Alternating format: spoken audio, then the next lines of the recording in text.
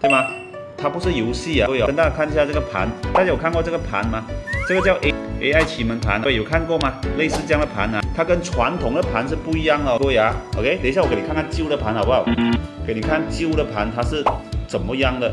好，各位你一定要了解啊，当你学习哦，你学习它的目的是什么？要简单，要实用嘛，对吗？如果是我学这个知识啊，是拿来看的，就可能你知道吗？很多时候我们马来西亚的华人特别喜欢学习，我坦白告诉你，超级喜欢学习啊，但是学了啊就是放在一边。我们只告诉你，今天学，今天用。